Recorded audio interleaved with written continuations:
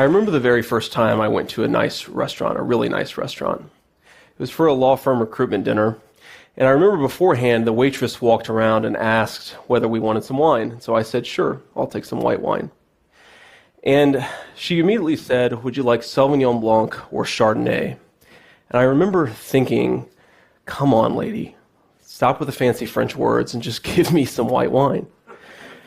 But I used my powers of deduction and recognized that Chardonnay and Sauvignon Blanc were two separate types of white wine, and so I told her that I would take the Chardonnay because, frankly, that was the easiest one to pronounce for me.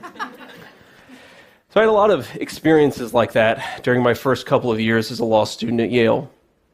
Because, despite all outward appearances, I'm a cultural outsider. I didn't come from the elites. I didn't come from the Northeast or from San Francisco. I came from a southern Ohio steel town, and it's a town that's really struggling in a lot of ways that are indicative of the broader struggles of America's working class. Heroin has moved in, killing a lot of people I know. Family violence, domestic violence, and divorce have torn apart families. And there's a very unique sense of pessimism that's moved in. Think about rising mortality rates in these communities and recognize that for a lot of these folks, the problems that they're seeing are actually causing rising death rates in their own communities. So there's a very real sense of struggle. Now, I had a very front row seat to that struggle. My family has been part of that struggle for a very long time. I come from a family that doesn't have a whole lot of money. The addiction that plagued my community also plagued my family, and even sadly, my own mom. There were a lot of problems that I saw in my own family, problems caused sometimes by lack of money, problems caused sometimes by lack of access to resources and social capital that really affected my life. If you had looked at my life when I was 14 years old and said, well, what's going to happen to this kid? You would have concluded that I would have struggled with what academics call upward mobility. So upward mobility is an abstract term, but it strikes at something that's very core at the heart of the American dream. It's the sense, and it measures whether kids like me who grow up in poor communities are going to live a better life, whether they're going to have a chance to live a materially better existence, or whether they're going to stay in the circumstances where they came from. And one of the things we've learned, unfortunately, is that upward mobility isn't as high as we'd like it to be in this country. And interestingly, it's very geographically distributed. So, take Utah, for instance.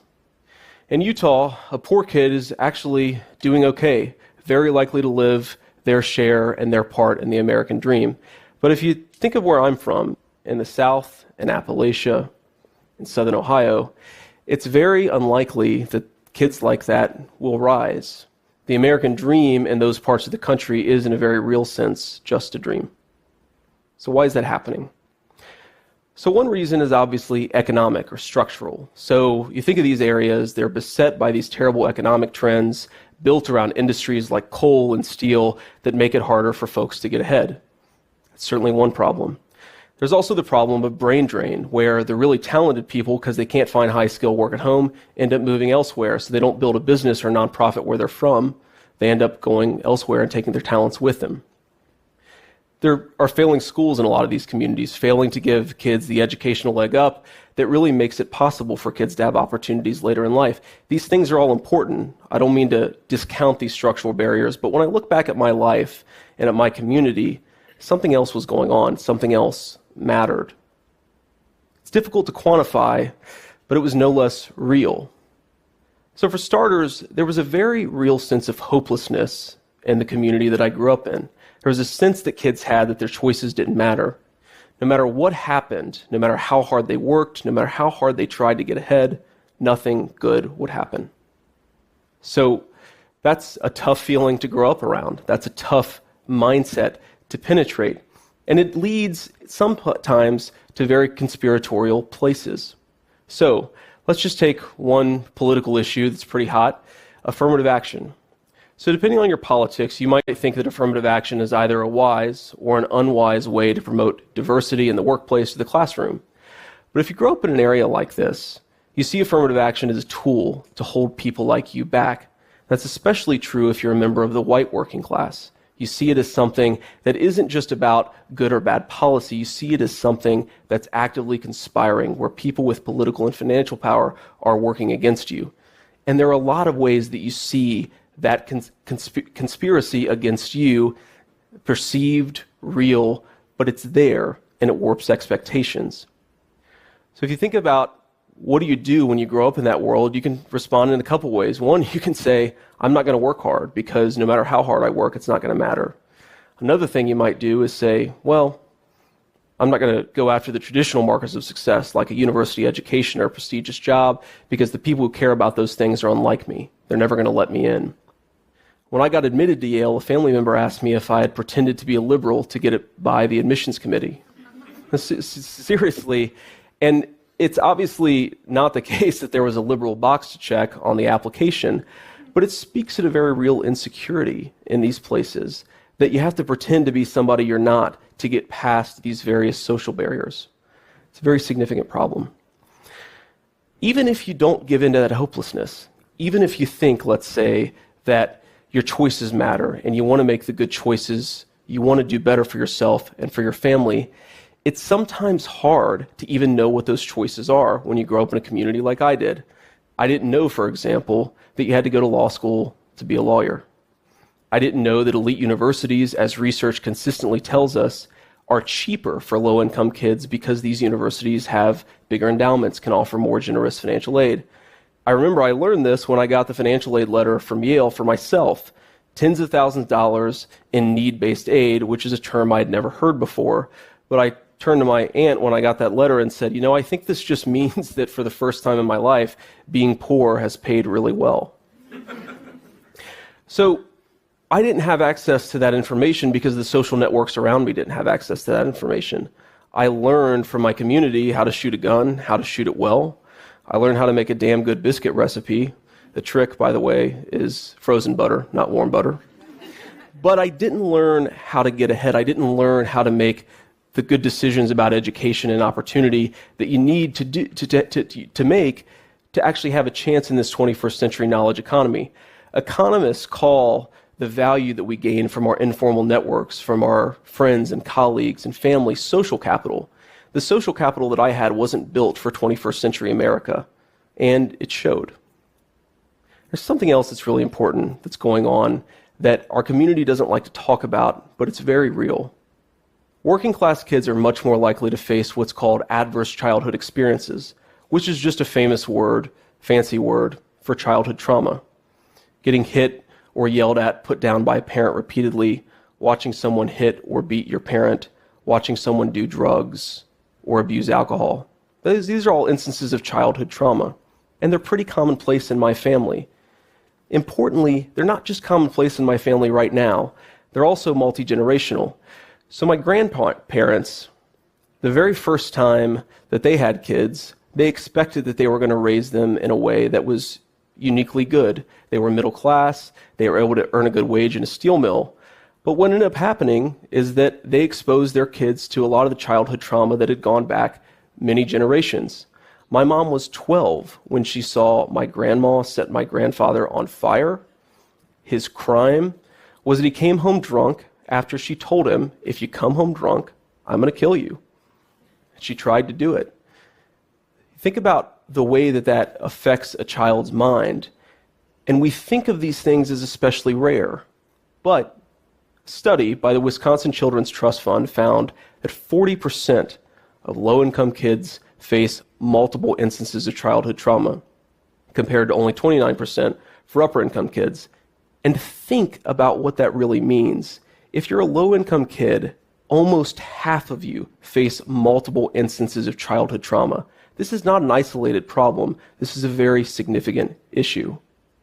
We know what happens to the kids who experience that life. They're more likely to do drugs, more likely to go to jail, more likely to drop out of high school.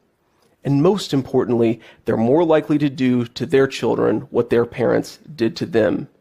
This trauma, this chaos in the home is our culture's very worst gift to our children, and it's a gift that keeps on giving.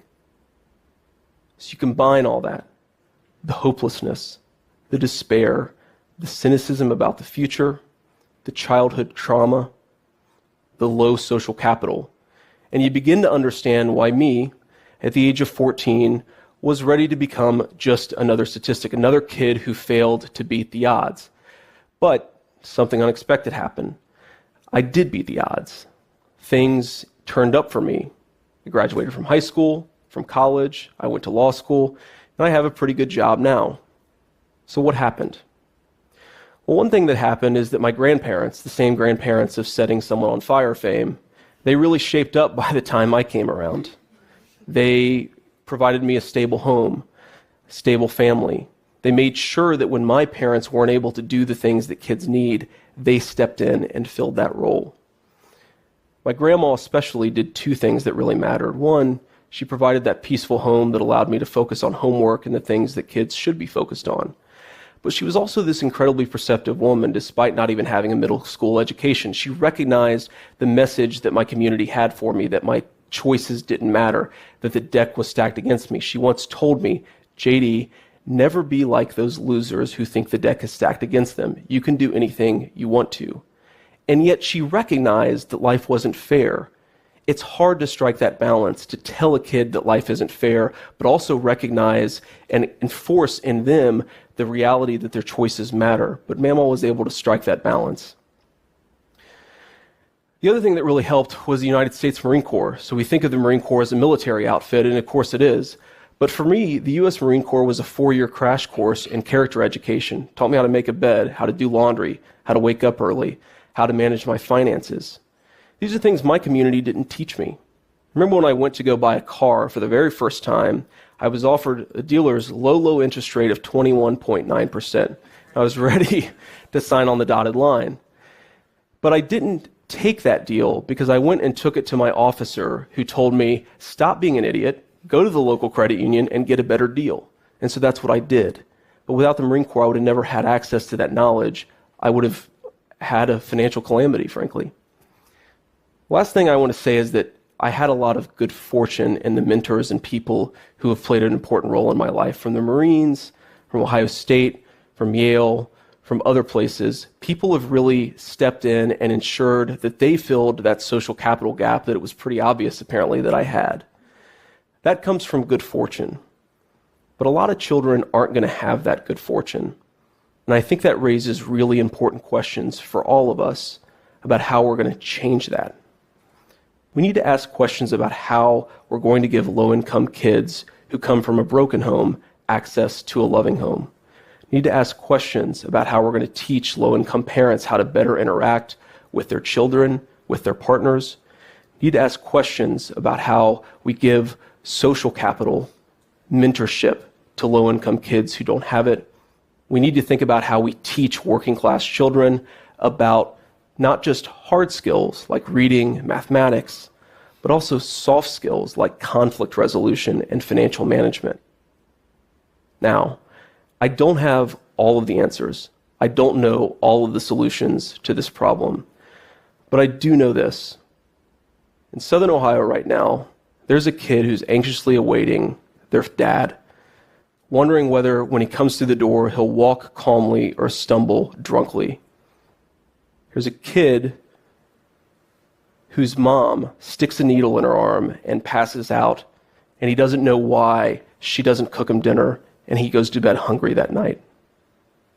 There's a kid who has no hope for the future, but desperately wants to live a better life. They just want somebody to show it to them. I don't have all the answers, but I know that unless our society starts asking better questions about why I was so lucky and about how to give that luck to more of our communities and our country's children, we're going to continue to have a very significant problem. Thank you.